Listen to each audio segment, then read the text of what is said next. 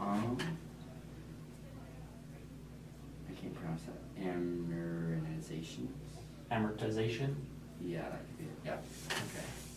I'm just gonna put depreciation and amortization. Okay. Amortization is really depreciation for intangible assets. Okay. You know, and can you name a couple intangible assets? I believe like trademarks would be one. Trademarks, patents. So the most often ones you're going to see are patents and probably copyrights Okay. are the two most common. And what's the patents is like it's like a copyright of an idea, right? And copyrights, like copyrights more like for like a piece of art or a paper or like a And a movie. patent is for something like you've invented something, And a process or something, and you want to make sure no one else can do it. is that the one where it's like after you die, it's still 70,000 or 700? That's 70 copyrights. years. Patents are for 20 years, copyrights are for after the death of the person, like 70 years or something, I can't remember. Okay. Can you renew patents or no? After 20 years, no. Okay. After 20 years, everyone can see what you've done and do it as well. Okay, so pretty much it's like you got 20 years to make a big profit off of this.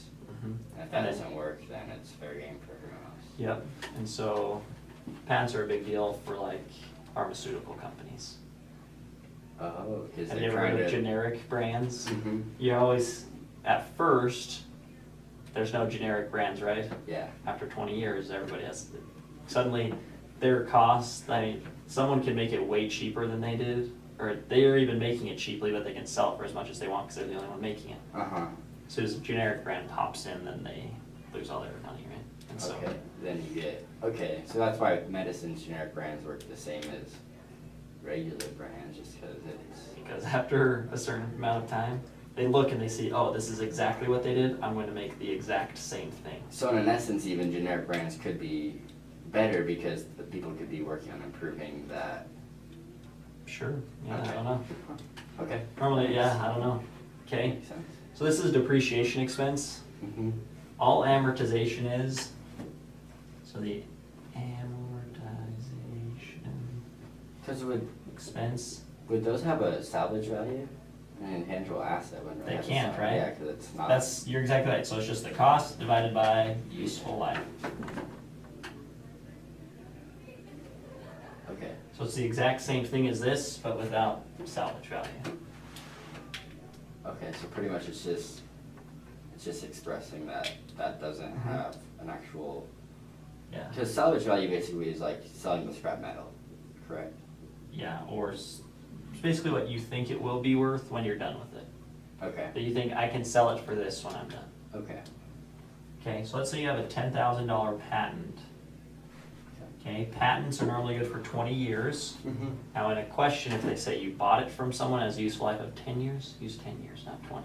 Okay. Because I mean, someone's already been using it for 10 years, And they so you sold it have to you. 10 more years to use it. But we'll just say it has a useful life, it's just a regular patent. So it's useful life of 20 years. Just out of curiosity, like when would they sell it? Like is it kind of like we can't figure out where to go with this, so we're gonna sell it to you for a certain amount of money? Yeah, or somebody just really wants it and so they buy it. Alright. I don't know. But so what's our amortization expense each year? That would be $500. So we take 10,000 divided by 20, get rid of that, so it equals $500. Okay? So we're gonna allocate $500 every year to this. Okay. Okay?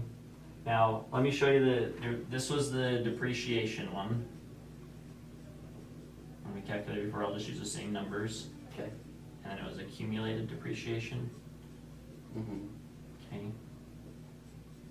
There's no such thing as accumulated amortization, although you'll see it in one of your problems. It's a trick. Well, it's not a trick. Just treat it like accumulated depreciation, but you'll never actually see it again. It's Okay. I don't know why they do it. It's weird. Is it like one of the test ones, or is it like just? It's just in your homework. Yeah. So you'll see it in a homework question. Maybe you'll see it in a test. I can't imagine, but because it Yeah. never is there. It's a little bit different. The top part's the same. We say amortization expense. Oops. So in reality, it's not even really a real thing. accumulated amortization, Uh-huh. it's not a real thing. Okay. But you'll see it in there. Is an amortization expense a real thing though? Amortization expense is real, Okay, accumulated amortization is not. it's just accumulated depreciation. Just treat it the same way you would this. Okay, So if you were to calculate like the book value, like I showed you, did 100,000 minus the 9, mm-hmm, okay? You treat it the exact same way. So like on this one, it's 10,000 minus the 500, okay? So you treat it the exact same way, but it's not real, okay? In this case, instead of doing accumulated amortization, all we say is whatever the intangible asset is, okay? okay. Okay, so that will happen, but it's just, in the book, for some reason, it says accumulated, In your book, I don't even think it says or accumulated. no, I'm sorry, on In the Wiley. homework, they're gonna say there's an accumulated amortization. But in reality, it's just the pattern. It's just this is all. So that journal entry will happen, it just won't have the accumulated This is the journal entry Okay, But- in the book, it just gives a weird term for some reason, or on the. on the homework, and it's not asking you to do the journal entry, it's just giving you some information so you can calculate like book value and stuff of it. Okay, And so instead of just telling you what the book value is, they call it accumulated amortization.